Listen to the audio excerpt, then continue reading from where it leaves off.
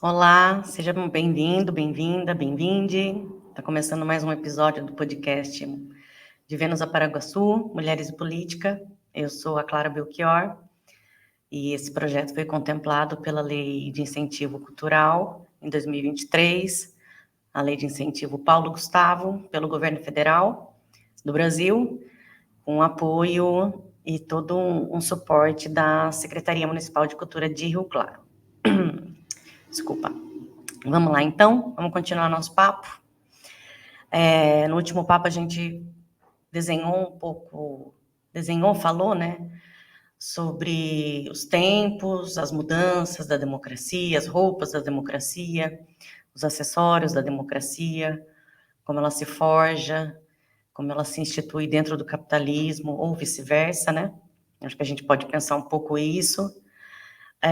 Falamos muito brevemente sobre algumas transformações, como elas nos parecem lentas, né, quando estamos no tempo delas, mas na verdade como elas rompem, né, vieram rompendo com alguns paradigmas do mundo e tudo mais, como elas são importantes e decisivas, né, para modelagem do que a gente vive hoje, dos direitos, não só direitos humanos, né, mas direitos legais, direitos econômicos, patrimoniais, enfim, matrimoniais e tudo mais. Acho que foi uma conversa bem densa.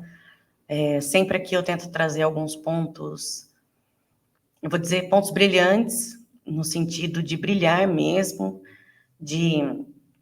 é difícil hoje, de brilhar mesmo, de trazer essa percepção e essa atenção sobre algumas coisas que são decisivas quando a gente vai falar sobre política, quando a gente vai pensar política, debater política, votar política, né, fazer política. E, de novo, reforço o objetivo desse podcast, é aproximar as pessoas da política, principalmente as mulheres, trazer as mulheres para esse debate, capacitar, né, ajudar com que quem acha que não consegue debater e compreender política se sinta parte desse processo.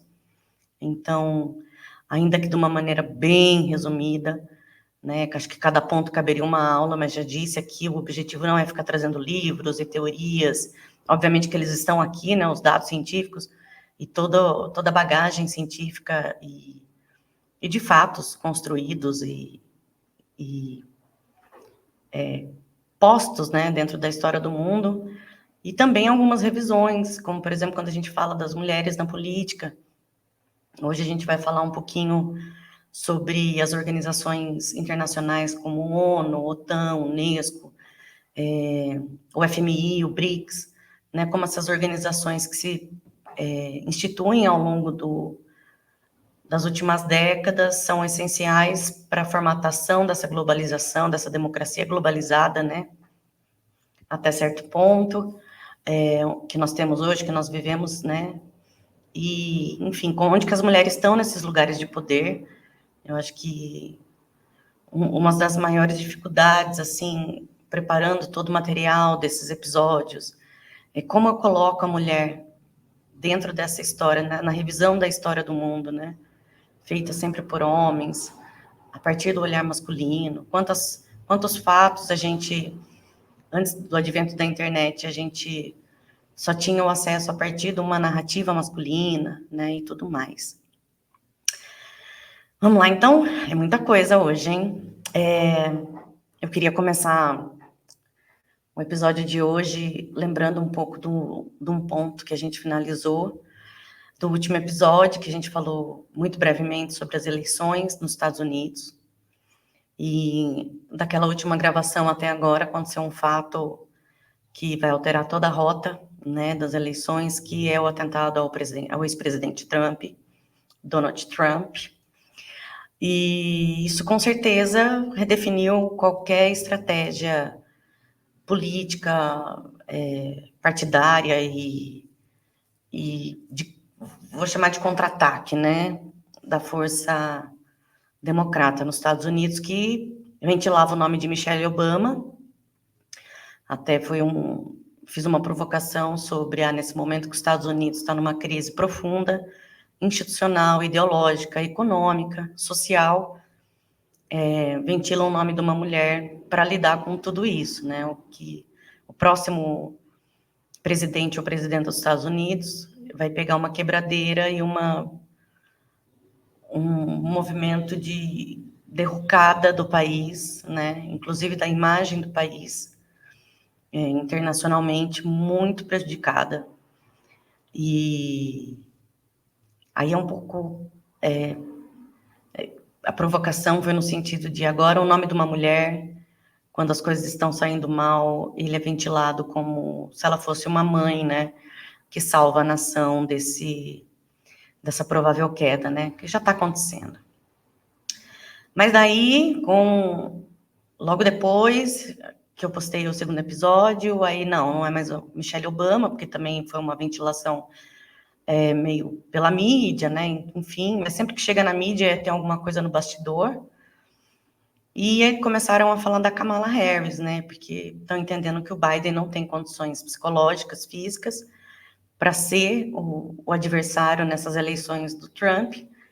Então, vamos pegar a Kamala Harris e tentar trazer ela para frente, substituir, né, ela é a vice do Biden, vamos inverter essas posições.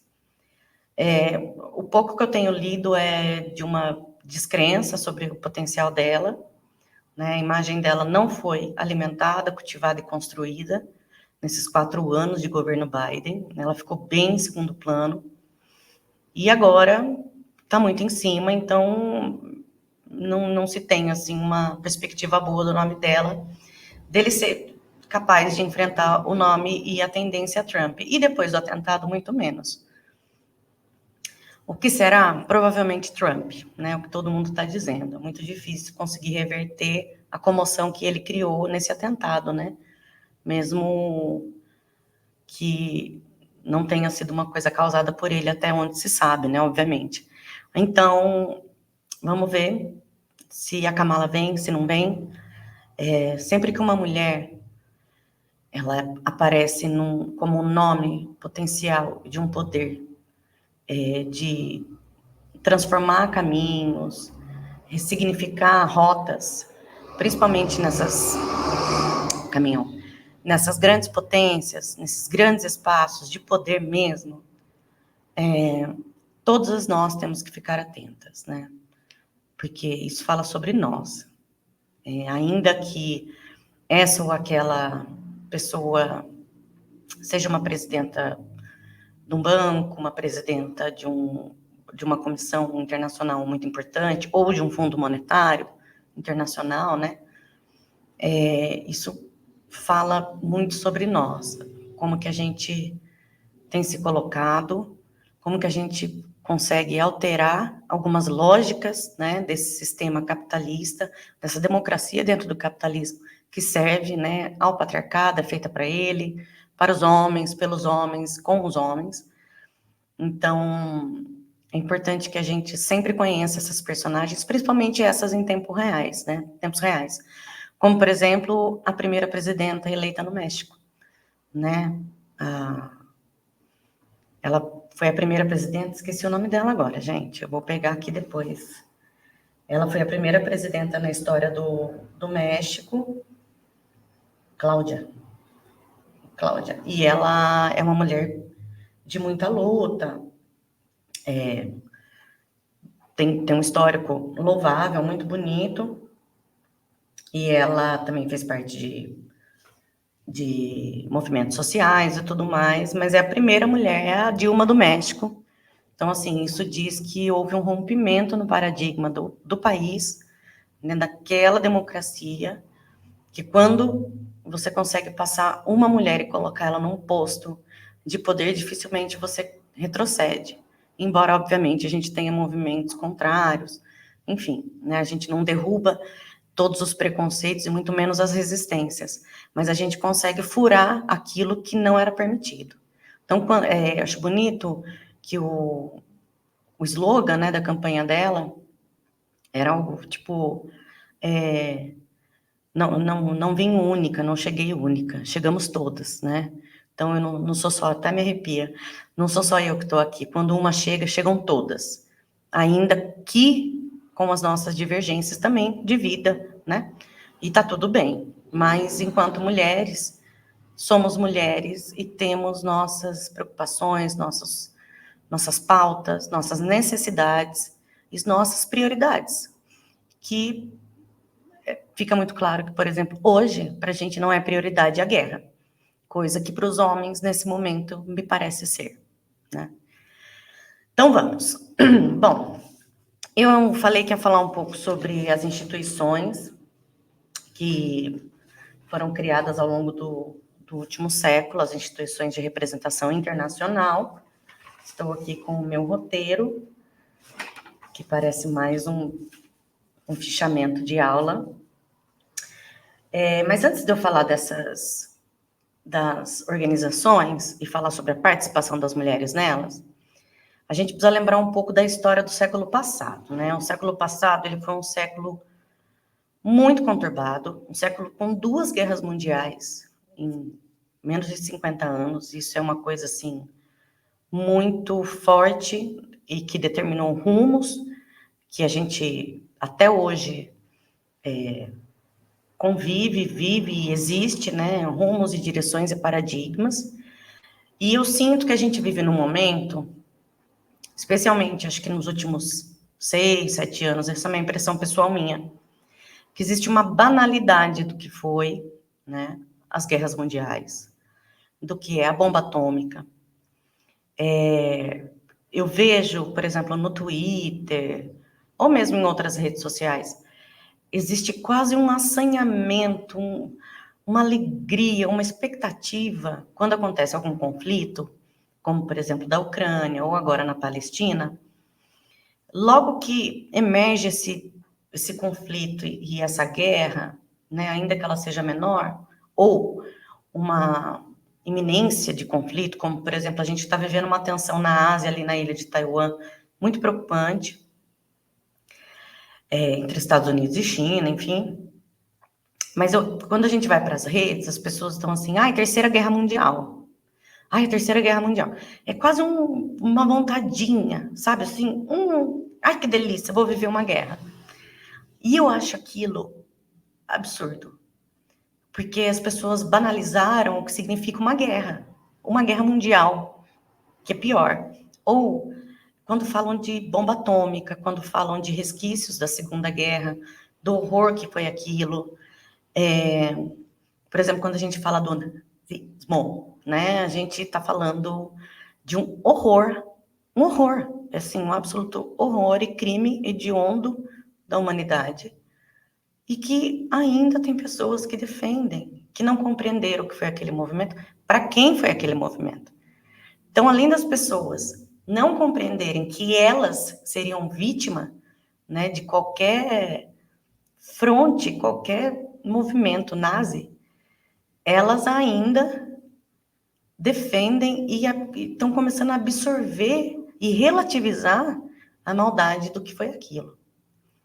Então, a gente vive um começo de século muito descolado de uma realidade da humanidade, né? A gente vive num pensamento bem da internet, assim, aéreo, de nuvem, né? Lógico, não posso generalizar, né? Não são todas as pessoas. Mas, assim, decisões de chão, decisões humanas, reais, concretas, que foram absurdas, que foram tristes, que foram desoladoras, que só fizeram milionários mais milionários. E as pessoas estão relativizando e banalizando.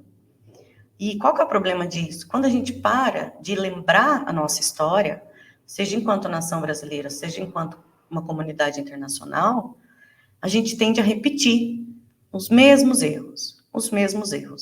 E isso é muito perigoso. A gente vive tempos muito perigosos,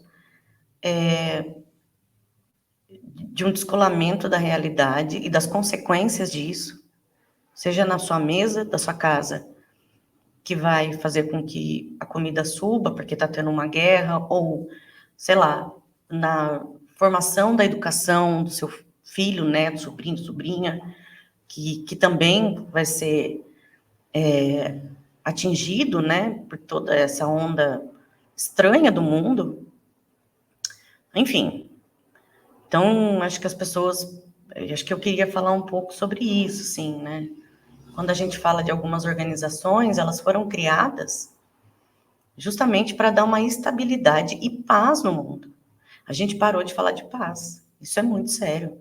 Eu sou uma pessoa que cresci com a tal da Miss Universo e com todas as pessoas, artistas, gravando músicas falando sobre paz, não a guerra. E o U2, né, foi uma banda que fez um show belíssimo, todos se posicionavam contra a guerra, né? Teve o U2 aqui de exemplo, porque foi o que me lembrei agora. Mas assim, se falava de paz, paz, fraternidade, solidariedade entre os povos, né? Então, quando foi? E por que foi que a gente parou de falar disso, né? É bem, é bem preocupante o que o algoritmo tem feito e desumanizando a gente, né? Por mais que a gente fale que a gente está numa comunidade digital, a gente parou de olhar para o lado. E o lado é o real, não é a tela, né? Enfim. Então, o século XX, o século passado, ele é pura revolução, né? E tudo muito rápido. Entre as guerras, você tem revoluções, você tem o primeiro movimento negacionista no Brasil, que é a revolta da vacina, né? A nossa história está cheia de contradições e de repetecos. A gente tem promulgação de novas constituições no Brasil, tivemos ditadura, né, que foi muito grave. Entre o final da Segunda Guerra Mundial ali, também a gente tem um monte de ditadura no mundo, não é só no Brasil. Ao mesmo tempo tem... Estou pontuando algumas coisas, assim, né? Tem um modelo americano que se sobrepõe como modelo American Way of Life, né? American Way of Life, que é aquela coisa da cerquinha branca, da família Doriana. Depois tem o movimento Woodstock, né? Paz e amor. O pessoal não queria mais guerra e os Estados Unidos estavam fazendo guerra já em outro lugar, a Guerra Fria. A Guerra Fria que não podemos esquecer, que foi mantida, alimentada, ainda é pela narrativa hollywoodiana. A gente foi criado, influenciado pela narrativa hollywoodiana. Então, assim, a Guerra Fria está em quase todos os filmes de Hollywood, né? A polarização entre o Ocidente e o Oriente, Estados Unidos e a antiga União Soviética, ela está constantemente alimentada. Às vezes ela vai para a China, às vezes ela vai para o Vietnã, né? Sempre tem o herói dos Estados Unidos, né? O James Bond, que vai buscar alguém lá em Bangkok, ou Hong Kong, né? Xangai, né? Todo mundo tem essas imagens na cabeça e esses personagens de bom e de mal. Então, é muito louco. E daí, por que eu falo disso? Porque nesse bololô do bom e do mal, do bonzinho, né, tem a questão da Segunda Guerra, né, do Hitler, o malvado, os Estados Unidos bonzinho, tal. É quando os Estados Unidos se impõem, né, como um herói, né, o salvador, e realmente, na Segunda Guerra, os aliados, né, foram determinantes para a paz no mundo e para interromper aquele processo horroroso na Alemanha. E é também quando esses organismos internacionais começam a se formar. Por exemplo, eu vou dar alguns exemplos, né? A ONU. A ONU, né, que ela nasce, né, no final da Segunda Guerra Mundial, para tratar das questões de conflitos e paz entre os povos, né?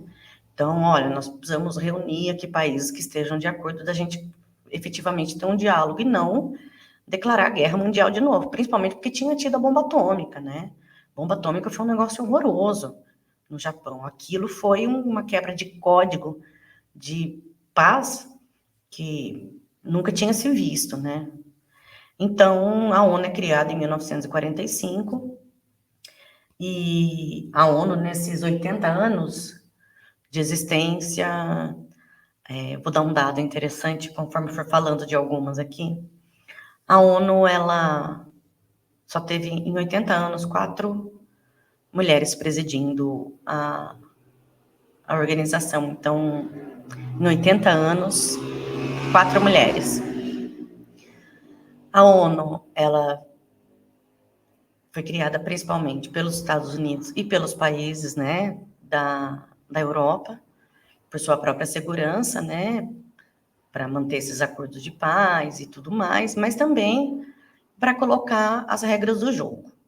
Então, nesse momento que o mundo está numa transformação imensa, possivelmente a gente vai ver a ONU também passando por uma reforma e talvez surja uma nova organização no lugar da ONU, né? E talvez com mulheres, né? Porque em 80 anos, 4 mulheres presidindo não é nada, né? Nasce também na mesma época, a ONU em 2010, é importante dizer. Então, a ONU ela é criada em 1945, em 2010 nasce a ONU Mulheres, que é um braço da ONU para atender as questões das mulheres no mundo. Então, tem vários projetos ao longo do mundo e tudo mais, tem vários índices que são medidos, né? Inclusive, a ONU, ela tem, né, essa coisa de ser uma métrica, desenvolvimento, questões relacionadas à saúde, à alimentação, ou até mesmo a condução da produção de armas. Tem vários códigos e várias regras, né? Agora várias convenções, né? Se chama Convenção da ONU. As convenções que estabelecem limites entre os países que estão de acordo com aquela ética e aquele limite, né? De, olha, ninguém pode fabricar uma bomba atômica, porque se cada país tiver uma bomba atômica, a gente vai explodir o planeta Terra, por exemplo. Algo assim.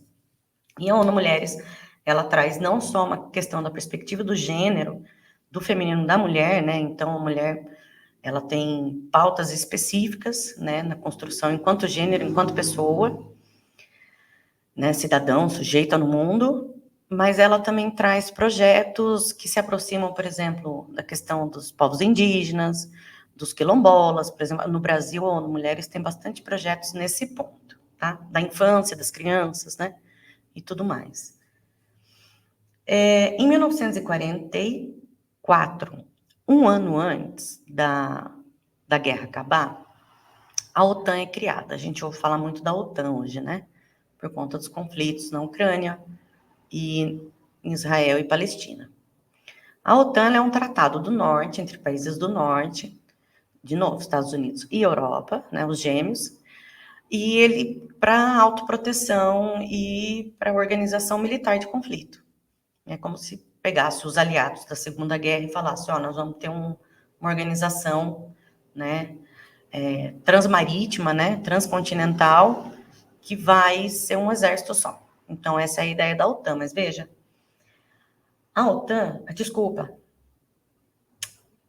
a OTAN é criada em 49. Agora vai dar ruim, né? Vou voltar. E agora? Já gravei. Esse é um problema. Vou continuar. A OTAN é criada em 1949, 4 anos depois da final da Segunda Guerra Mundial. Então, é uma organização militar, transmarítima, transcontinental, né, entre nações, que ela é criada para se proteger de um possível ataque, né, de outros países. É toda uma questão geopolítica, né, estratégica, a gente sabe. Eu li uma notícia de 7 dias atrás, que dos 36 países que fazem parte da OTAN, só 6 têm representações mulheres. Só 6 países. Em 75 anos, ela nunca teve uma representação feminina. Então, mais um dado importante. A OTAN, maior potência até o momento, institucionalizada enquanto uma entidade militar entre nações, ela nunca teve uma representação feminina de uma mulher. Em 44, que eu me confundi anteriormente, foi criado o FMI, Fundo Monetário Internacional. O Fundo Monetário Internacional ele é criado um ano antes do final da Segunda Guerra Mundial. É um fundo criado para que os países prejudicados pelas guerras pudessem ter um fundo, né, de especulação, o tal do mercado, né, que eles pudessem se reestruturar, financiar reestruturações. Um banco, na teoria, para isso. Depois, o FMI, ele ficou muito potente, muito grande, e ele começou a determinar outras questões. Então, por exemplo, o FMI, nos anos 90, ele fazia empréstimos para países de terceiro mundo ou emergentes, por exemplo, o Brasil. Então, o FMI, ele falava assim, Brasil, eu vou te emprestar tanto, mas você precisa subir o IDH da sua população em tanto nos próximos X anos. O que significa isso? Brasil, eu te dou o dinheiro, mas você tem que colocar, você tem que melhorar. Se você está formando 50% da sua população no ensino médio, você tem que ter 80% no final desse empréstimo. Então, ele emprestava esse fundo pós-guerra, né, ele foi se fortalecendo ao longo de 5 décadas, mas ele começou a emprestar dinheiro para o terceiro mundo, né, para países emergentes que precisavam e para outros, e dando essas condições de desenvolvimento humano, né, IDH, Índice de Desenvolvimento Humano. Tem vários índices dentro disso. E por que eu estou citando isso? Porque isso interferia totalmente sobre o planejamento da educação no país, ou como a forma que a gente tinha que modelar e ajustar a realidade do país com o índice que precisava se chegar. Um exemplo clássico é quando a gente passa para, como é que chamava aquilo? Que você passava automaticamente, progressão continuada no ensino fundamental. Então, se antes você tinha um rigor na educação, que a pessoa poderia repetir, você afrouxava aquelas regras para a pessoa passar e continuar terminando, finalizando seus estudos, para chegar nesse índice de educação que o FMI exigia depois que ele fazia o empréstimo. Então, o FMI é um órgão super importante, que apesar de ter sido criado por uma consequência da guerra, ele determinou, eu não consegui fazer essa busca, né, talvez isso esteja, talvez não, isso provavelmente está documentado e já pesquisado e, enfim, publicado sobre como os países que precisaram dessa ajuda do FMI, principalmente países que passaram por ditaduras como o Brasil e chegaram nos anos 90 quebrados, arrasados, terra arrasadas, para poder dar um impulso e conseguir melhorar, né? Como eles foram afetados nas suas políticas internas por uma política externa de um Fundo Monetário Internacional. O FMI ele foi ter a primeira mulher presidente em 2011. Ele foi criado em 1944, tá? É importante dizer que ele foi criado um ano antes da guerra oficialmente terminar, acho que eu já falei isso. Então, se o poder econômico já estava declarando uma reconstrução um ano antes, é porque a guerra já tinha acabado, do ponto de vista dos bastidores, de alguma forma, tá? Então, isso também a gente precisa ficar atento. Quando o financiamento, a economia, ela diz, não financio mais, ou já estou pensando em como atravessar esse momento de destruição e já estou pensando na reconstrução, ele está dizendo, essa guerra já terminou, só falta anunciar. É assim que geralmente os conflitos no mundo acontecem. E outras coisas também, né? A partir daí acontecem, como, por exemplo, negociações grandes, de cunho social, algumas leis, alguns tratados, tá? É importante a gente ter isso. E as mulheres nunca estão lá, representadas e nas falas, né? Presidindo isso. A Unicef também é um órgão muito importante, que é um fundo internacional criado especificamente para as infâncias, né, e tudo mais, para cuidar das crianças. Ela foi criada em 1946. Por quê? Pós-guerra, muitos órfãos. Quem que ia cuidar dessas crianças? Né, quando a gente fala da Unicef, a gente pensa na África, né, porque desenharam essa imagem para a gente, como se só o continente africano tivesse miserabilidade, enfim, né, eu prefiro não seguir comentando, porque são muitas contradições e daria outro episódio, talvez eu faça. Mas a Unicef, ela é criada para pensar nessa infância, nessas crianças, nesses órfãos da guerra, né? O que a gente faz com esse monte de órfão? Né? Porque a guerra é isso, a guerra é pura destruição, ela não dá alegria nenhuma. A guerra, as únicas pessoas que ganham com guerra são os milionários. A guerra só faz milionários ficarem mais milionários ou bilionários.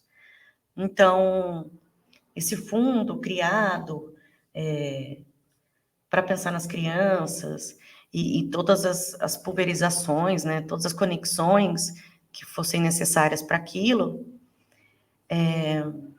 também, em 74 anos de existência, ela teve 4 mulheres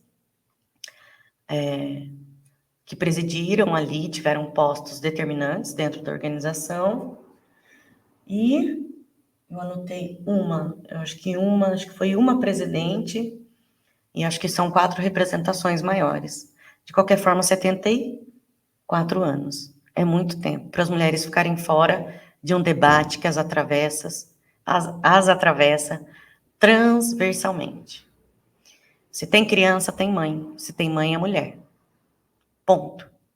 Como que a gente fica 76 anos com uma sub-representação num órgão internacional tão importante? É sobre isso, meus caros. É sobre isso. Então, eu queria mostrar um pouco sobre essas organizações, porque no mundo globalizado que a gente vive hoje, é importantíssimo que a gente fique atento a isso, que a gente entenda como que os papéis, o poder, o dinheiro, as oportunidades acontecem ou não para nós, né, nesses espaços, nessas vozes, né? Quantas mulheres no poder nós temos hoje no mundo, representando os países, né? Nós tivemos a Cláudia no México, mas cadê as mulheres? Cadê as primeiras ministras? Cadê as grandes mulheres, né? Falando, pegando o microfone, dizendo: este plano não pode seguir assim, esta guerra não será assim, né? Vamos interromper isso, vamos pensar naquilo. Eu sei que às vezes é um pouco complicado a gente começar a rever esse terreno que a gente vive, sobrevive, essa história nossa, né? Inclusive é um grande desafio quando eu vou contar uma história do mundo, sobre o mundo, um fato para lembrar aqui, os rostos masculinos me vêm muito, os nomes masculinos me vêm muito, os nomes femininos, eles estão no rodapé, eles estão no bastidores. Quando você fala que foi uma mulher que inventou um computador, sabe? Você fala, oi? Entendeu? Nossa vida é um computador, é internet, é tudo isso que as mulheres estavam lá. Cerveja foi uma mulher, entendeu? Então, por que essas mulheres não... A gente lembra do cara da luz, né? Que inventou a luz, né? O rosto dele. A gente lembra dessas figuras. A gente lembra até de um ditador, um imperador chinês específico que está lá com o rostinho, né? Aquela pintura. E a gente teve uma imperadora chinesa que foi essencial numa revolução da China do século passado, que foi assim, ó, pá, acho que é a única mulher da política que todo mundo consegue se lembrar como primeira, talvez assim, meio única do seu nome, é a Rainha Elizabeth, que também, assim, tá sempre num posto, né, de uma coisa quase celestial, assim, né? Ela era política, mas não era, né? Por conta da divisão, enfim, não vamos entrar em detalhes. Então, eu também queria trazer isso um pouco para vocês, para dizer, olha, se a gente chega num momento desse, hoje, do mundo, com guerra, com problemas econômicos, com uma queda de um grande império hegemônico, onde estão as mulheres? Né? A gente chegou aqui pelo discurso, pelo caminho, pelas decisões dos homens. E onde estão as mulheres nesse novo capítulo? Estamos? Como estamos? Aí, trarei aqui para a nossa conversa, né, quando a gente fala do FMI, Fundo Monetário Internacional, a gente automaticamente vai direto para a economia. Lembra do G7 e do G20, G8 já, né? G8, na minha época era G7.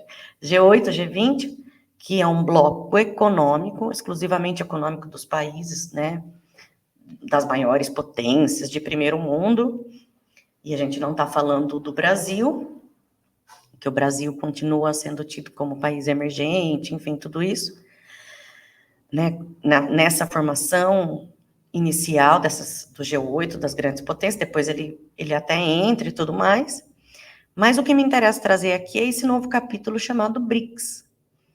O BRICS, a gente está vendo em tempo real, ele nascer, ele acontecer, ele ressignificar e inverter a lógica da geopolítica e do poder no mundo, quando a gente fala sul global e norte global, é isso, a gente não está falando de uma questão do hemisfério sul e hemisfério norte, nós estamos falando de economia, de países que são emergentes, que são mais pobres, apesar de grandes potências, né, e fortes, muitos deles, como o Brasil, estão também no G20, mas nós estamos falando principalmente dessa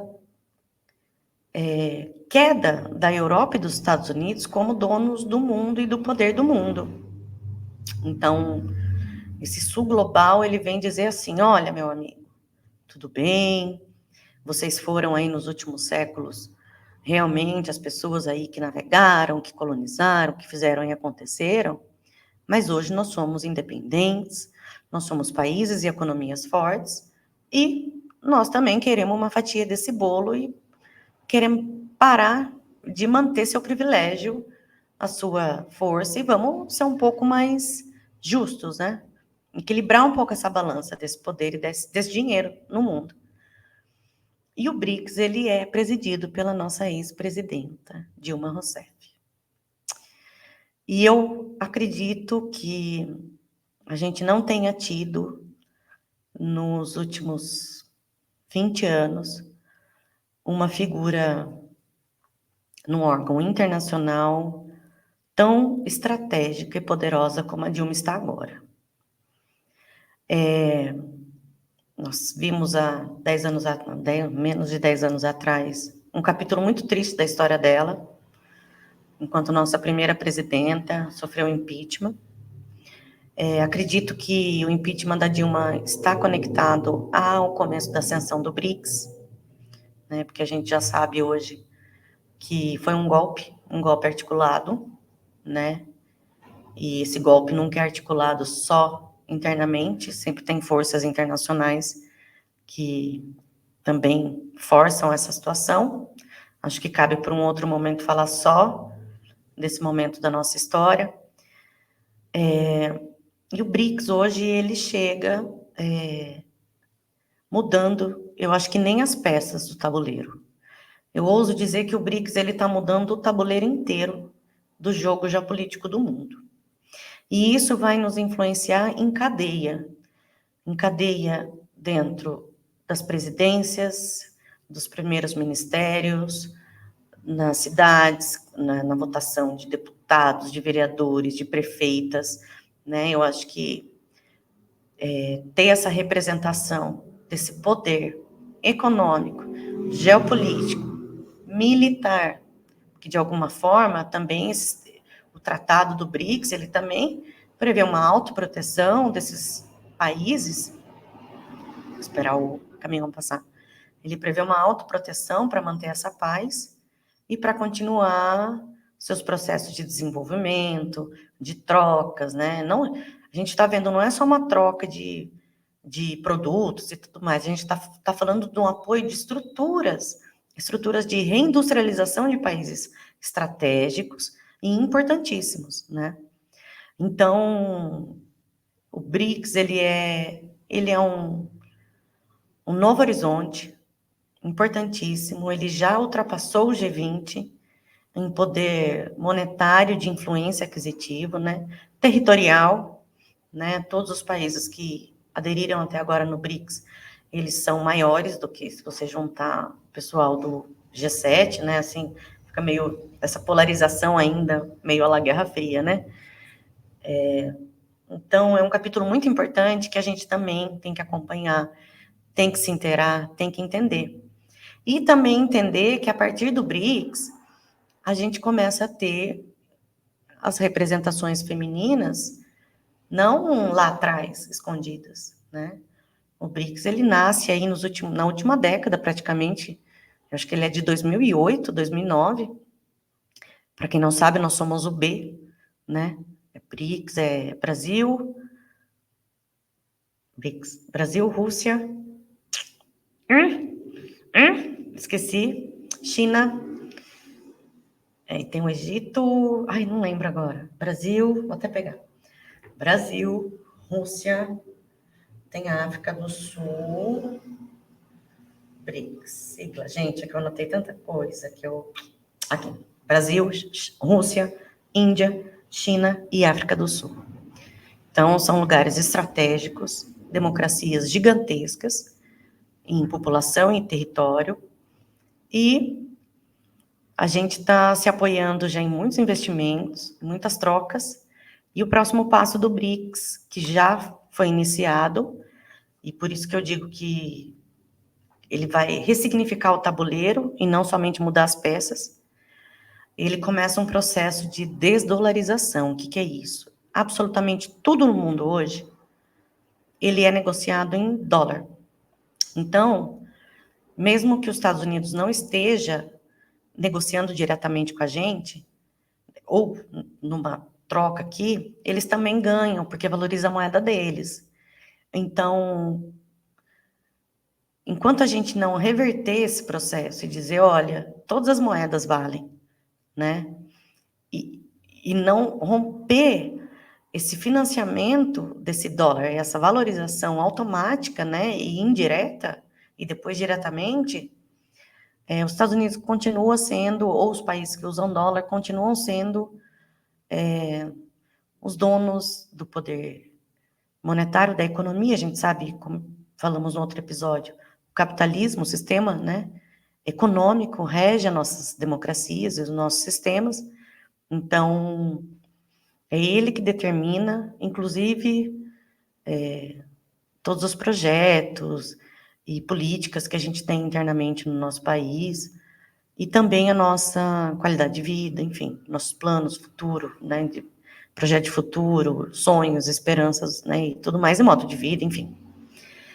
Então, o BRICS, ele vem mudando esse tabuleiro, é óbvio, isso também é uma transição que não é de ontem para hoje, isso vai se desenhar ao longo de muitos anos. Avança um pouco, retorna um pouco, dá problema, recalcula a rota e tudo mais, e eu fico muito feliz mesmo, enquanto mulher, que hoje nós temos uma mulher na presidência do Banco do BRICS, dizendo, olha, os recursos irão para tal lugar, porque tem esse projeto que precisa melhorar a vida dessa população, ou olha, vamos aplicar, vamos investir em fábrica, tal, sobre isso e aquilo, vamos distribuir, enfim. Tudo isso a gente tem a nossa ex-presidenta, injustamente impeachmentada, ocupando essa cadeira e esse cargo de presidenta de um banco que representa o futuro muito próximo e presente do mundo. Eu acho que eu estava vendo hoje um livro aqui da Simone de Beauvoir, e acho que vou terminar esse capítulo citando só um pedaço, um trecho aqui para deixar de reflexão, e continuamos falando, tem muitas coisas, continuamos falando sobre outras coisas no próximo episódio, para não ficar muito longo, né? Então, é um parágrafo bem rapidinho. Opõe-se por vezes o mundo feminino ao universo masculino, mas é preciso sublinhar mais uma vez que as mulheres nunca constituíram uma sociedade autônoma e fechada. Estão integradas na coletividade governada pelos homens e na qual ocupam lugar de subordinadas, estão unidas somente enquanto semelhantes por uma solidariedade mecânica. Não há entre elas essa solidariedade orgânica, em que assenta toda uma comunidade unificada. Elas se esforçaram sempre, nos tempos dos mistérios de Eleusis, como nos clubes, nos salões, nas reuniões beneficentes, por se ligar a fim de afirmarem um contra-universo, mas é ainda no seio do universo masculino que a colocam. E daí vem o paradoxo da sua situação. Elas pertencem ao mesmo mundo masculino e a uma esfera em que esse mundo é contestado. Encerrada nessas esferas, investidas por aquele mundo, não podem instalar-se em nenhum lugar com tranquilidade. Desse livro, O Segundo Sexo, um livro famoso, né, da Simone de Beauvoir, é do segundo volume. Esse livro ele foi publicado pela primeira vez em 1949. Então, muita coisa, obviamente, mudou de lá para cá, né? Quando ela fala que as mulheres não têm nada orgânico, só se reconhece mecanicamente, né, em algumas atividades. Hoje a gente pode discordar, né? Porque a gente já consegue perceber uma outra onda de feminismo e de união feminina diferente, né? Do que ela escreveu. Mas, em partes, a gente ainda continua presa também no parágrafo que ela escreveu. A gente continua dentro de um sistema criado, feito para os homens, onde a gente não conseguiu ainda superar a desigualdade dos lugares de poder, de debate e de manifestações de liberdade, inclusive dos nossos corpos. Então, vou deixar a provocação, né, hoje, como a gente começou a banalizar o mal, relembrar um pouco o que foi a Segunda Guerra, o século passado, cheio de guerras e narrativas, né, hollywoodianas e forjadas e tudo mais, né, daí por que se dá a criação dessas instituições não governamentais, mas totalmente governamentais, né, de alguma forma, que são a OTAN, a ONU, a Unesco, enfim, como que as mulheres foram ou não representadas e quando nesses espaços e lugares, né, nessas instituições, e como a gente chega hoje na ressignificação do mundo via BRICS e com uma figura brasileira, feminina, que já foi nossa presidenta, como a mulher sentada na ponta da mesa.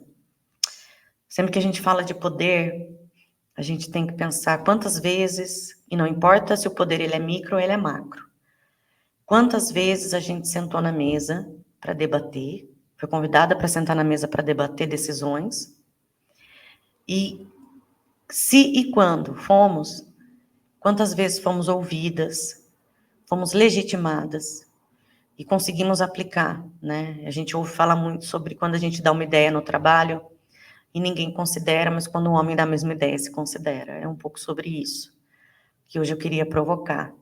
Em que mesas estamos, se estamos, e como fazemos para chegar lá, e aproveitamos esse momento oportuno da história e das nossas forças, das nossas lutas, para nos colocarmos onde quisermos. Podemos começar num trabalho, né? Numa reunião de trabalho, numa reunião do condomínio, numa mesa de bar, né? E também aceitar, ressignificar e reestruturar esse tabuleiro. Porque enquanto a gente estiver cerceada nesse local que a Simone fala, né? Nesse sistema que são dos homens e a gente cabe, né? A gente se adequa, mas ainda dentro dele, como que a gente faz para entender que a gente não precisa ficar mais lá, né? Enfim, é sobre isso. Eu agradeço. Voltamos no próximo episódio e vou deixar meio orgânico assim mesmo quando é um dado, volto, refaço, falo, porque é isso, de novo, isso aqui é um bate-papo, não é uma aula e é para ser gostoso, tá bom? Muito obrigada, até a próxima.